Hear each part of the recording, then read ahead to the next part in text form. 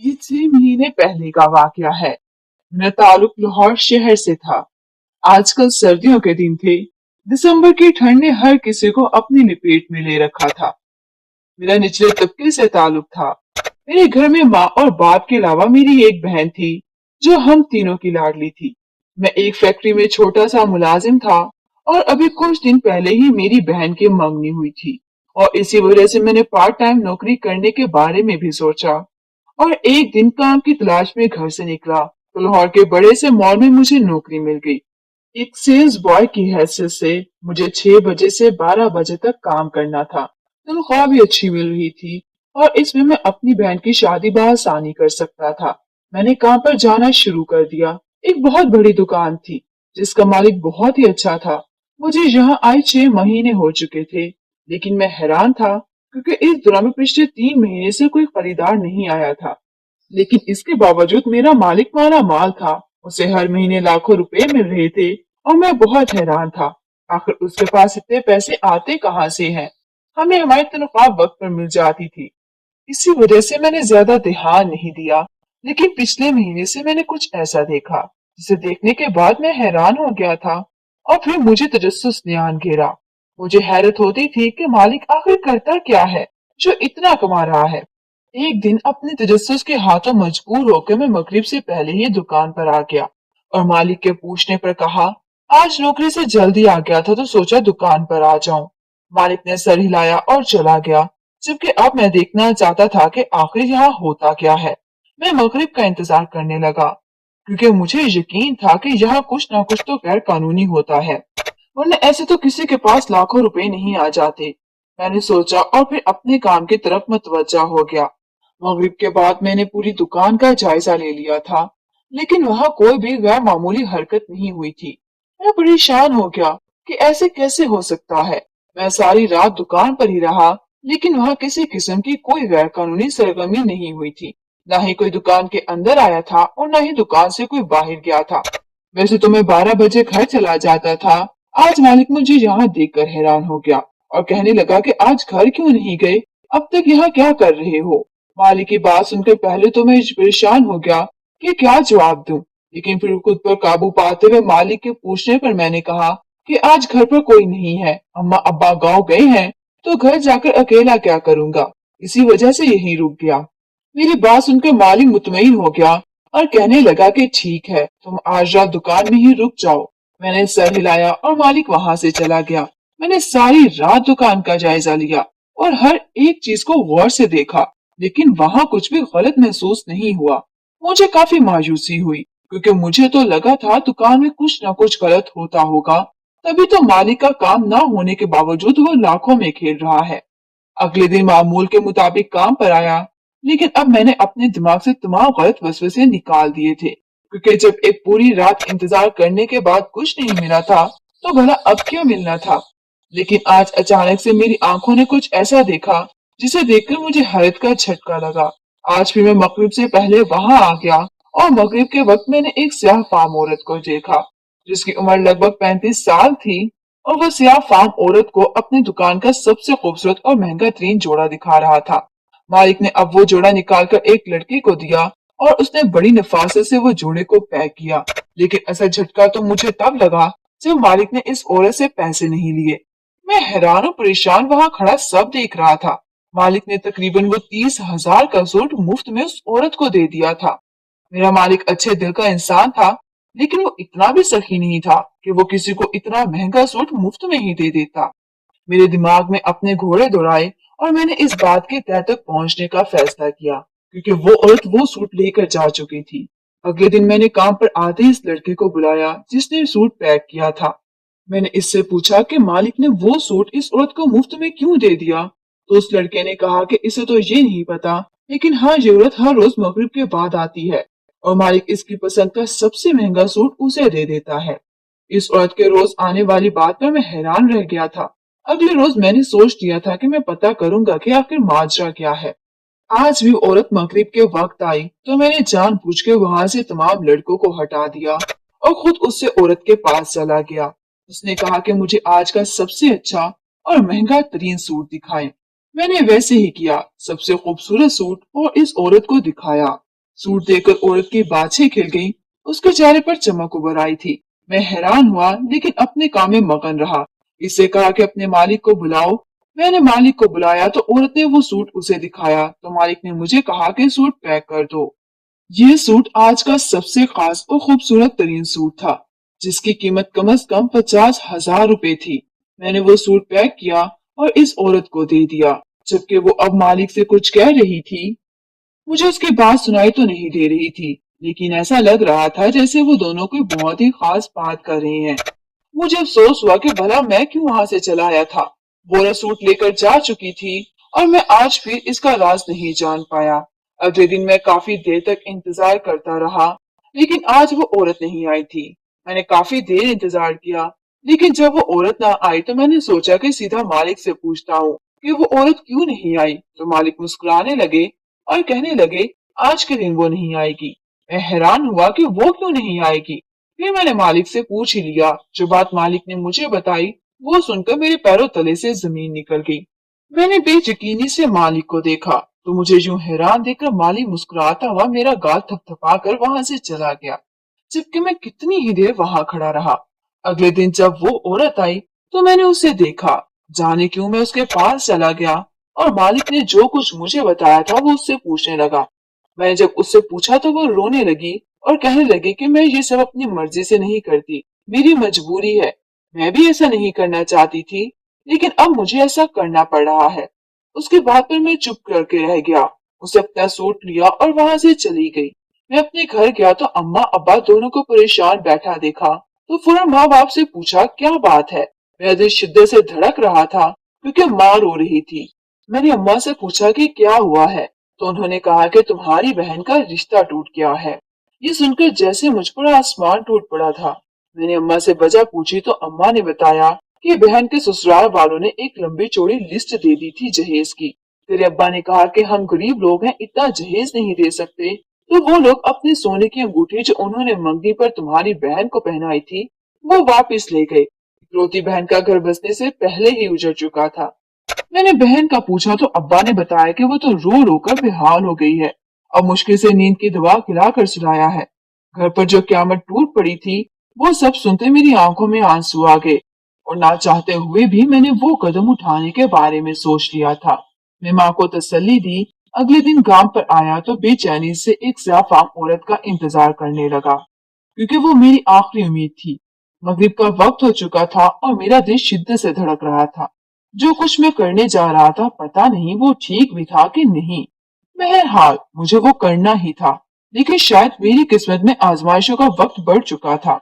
इसी वजह से मैं इंतजार करता रह गया, लेकिन वो औरत ना आई।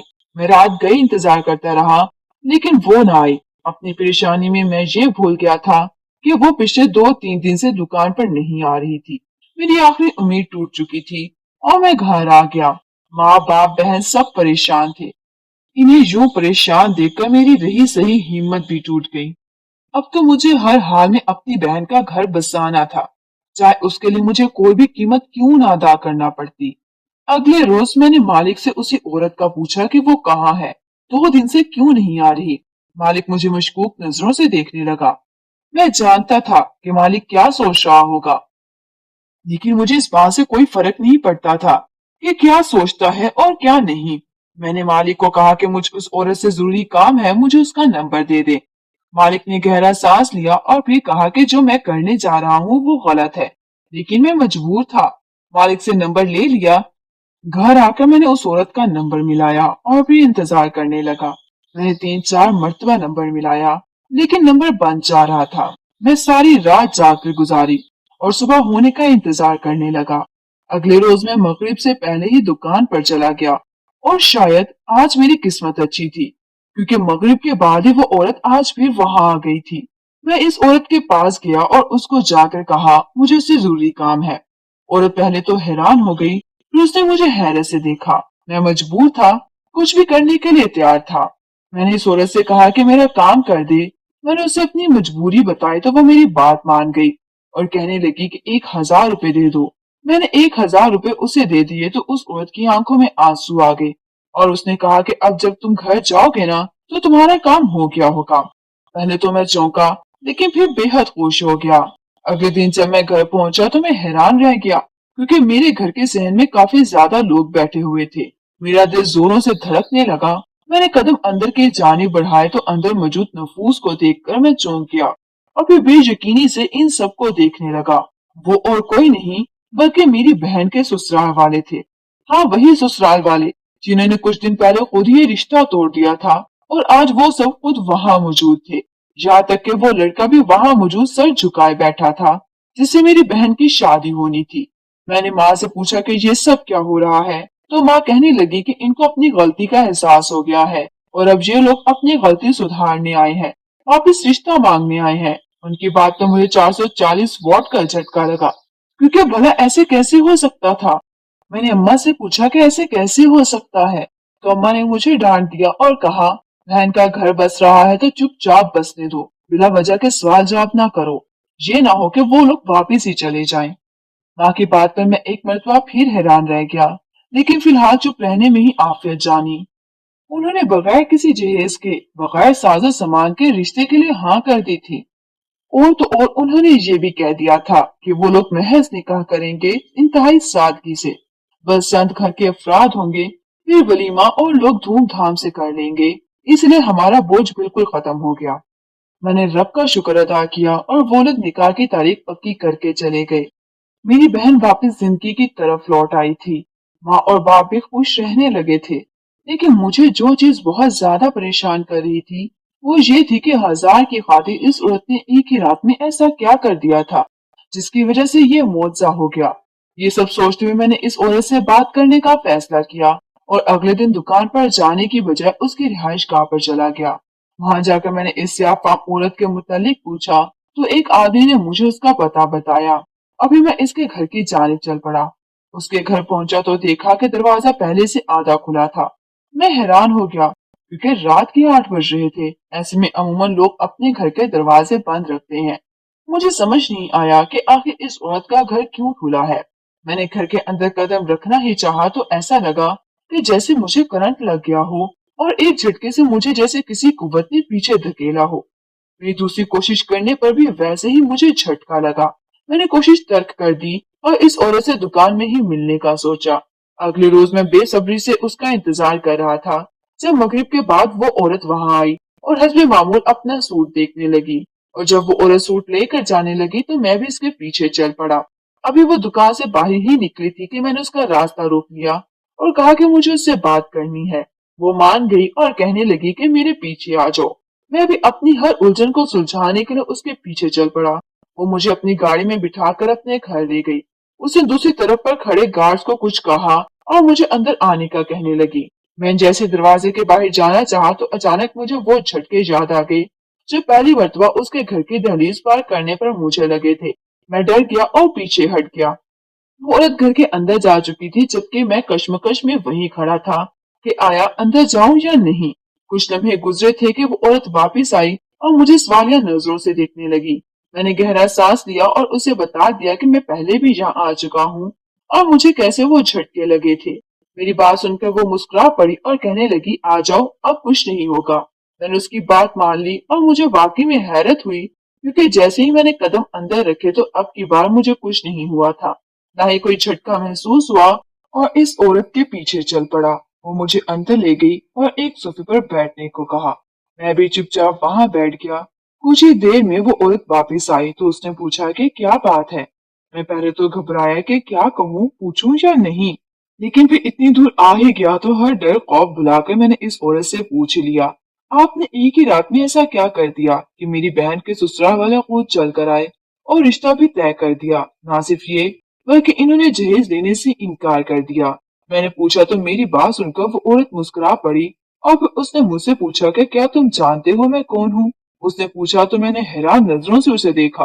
वो फिर से मुस्कुरा पड़ी और मुझे अपनी सारी बात बताने लगी। मेरी माँ एक अफ्रीकन थी, जबकि बाप एक पाकिस्तानी था। उनकी शादी के बाद जब मैं पैदा हुई थी, मुझे देखकर वो लोग परेशान हो गए। इस वक्त वो लोग पाकिस्तान में ही थे।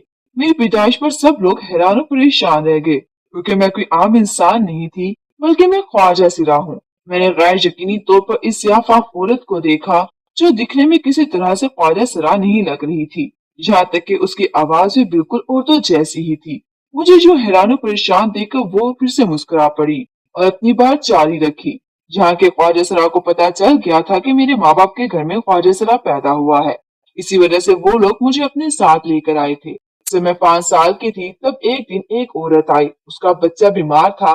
मैं उस वक्त किसी के घर बच्चा पैदा होने पर बागी ख्वाजा सरा के साथ गई थी, लेकिन जब इस औरत ने मुझे देखा तो कहने लगी कि मैं दुआ करूं कि इसका बच्चा ठीक हो जाए, और मैंने दुआ कर दी और अगले ही रोज उसका बच्चा बिल्कुल ठीक हो गया। वो औरत मेरे पास आई और उसने मुझे काफी बड़ी रकम दी थी, क्योंकि वो औरत बहुत अमीर थी। जो लोग मेरे माँ बाप बने थे वो लोग इस बात से खुश हो गए। अगले रोज एक आदमी ने मुझसे कहा कि इसकी नौकरी नहीं लग रही तो दुआ कर दो। मैंने दुआ कर दी तो अगले ही रोज उसकी नौकरी लग गई। अब फिर हर रोज कोई ना कोई मेरे पास आता और मुझसे कोई ना कोई दुआ का कहता, और मैं जैसे ही दुआ मांगती एक दो रोज से उसका मसला हल हो जाता। मेरे माँ बाप मुझे एक अल्लाह वाले के पास ले गए और उन्होंने मुझे देखते ही कहा कि रब की मुझ पर खास मेहर है, इस वजह से मेरा रब मुझसे खुश है और मेरी सारी दुआएं कबूल होती हैं। फिर उसके बाद से ये काम आम हो गया। रोज लोग मेरे पास आने लगे और मुझसे दुआ करवाने लगे और मेरी हर दुआ कबूल होने लगी। मेरे बाप बाप ने मुझे नाच गाने से बहुत दूर अपने रब के करीब कर दिया। तुम्हारा मालिक पहले मुझ पर गलत नजर रखता था, एक दिन वो मेरे साथ गलत करने का इरादा रखता था, लेकिन मैंने रब से दुआ की कि वो मेरी इज्जत महफूज करे, तो मेरे रब ने तुम्हारे मालिक की दुकान जला दी। लेकिन जब उसे पता चला कि मैं बाकी जैसी नहीं हूँ तो उसने मुझसे माफी मांगी और मैंने माफ भी कर दिया। फिर उसने कहा कि मैं इसके लिए दुआ करूं और बदले में मैं जो चाहूं उससे मांग लूं। मैंने उसके लिए दुआ की और उसकी दुकान दोबारा बन गई, लेकिन फिर उसने सबसे पहले दुकानदारी की शुरुआत मुझसे की। मैंने उससे एक सूट खरीदा जो बहुत महंगा था, लेकिन उसने मुझे सस्ते दामों में बेच दिया और फिर वो रोजाना ऐसे करने लगा था। उसके कपड़े अच्छे होते थे, इसी वजह से लोग दुकान पर आने की बजाय ऑनलाइन बुकिंग करवा लेते। इसी वजह से उसका कारोबार अच्छा चलने लग गया था और वो लाखों में खेलने लगा। तुम्हारे मालिक ने तुम्हें गलत कहा था कि मैं तवाइफ हूँ, क्योंकि वो नहीं चाहता था कि मुझ पर किसी की नजर पड़े। और इसे जब तुमने मेरा नंबर मांगा तो उसे लगा कि तुम मेरे साथ कुछ गलत करना चाहते हो, इससे तुमसे कहा कि अच्छा मत करो। लेकिन वो तुम्हारे इरादे नहीं जानता। मैं शायद ये कभी ना करती। लोगों के लिए दुआ के बदले जो पैसा मुझे मिलता था, मुझे लगता है वो गलत है, लेकिन मैं मजबूर थी, क्योंकि मुझे ख्वाजा सराओं का पेट भी तो भरना था। जिन्होंने मुझे हंसी दी, इन सब ने भी नाच गाना छोड़ दिया और अपने रब की जानिब मुतवज्जा हो गए। और इस रात मैंने बस दुआ की थी कि बाकी सब रब की मर्जी वो हकीकत बताकर खामोश हो गई और मैं अपने आंसू साफ करने लगा। मैंने अकीदत से उसका हाथ थाम लिया और उन्हें आंखों से लगा लिया। वो वाकई नेक रूह थी जो बदरूहों के दरमियान रहकर भी नेक और पाकीज़ा थी। मैंने उससे कहा कि मेरे लिए दुआ करें कि मेरी जिंदगी की हर मुश्किल हल हो जाए। मैं उठा और वापस आ गया और रब का शुक्र अदा किया, क्योंकि कुछ महीनों में मेरे सारे मसाइल हल हो चुके थे।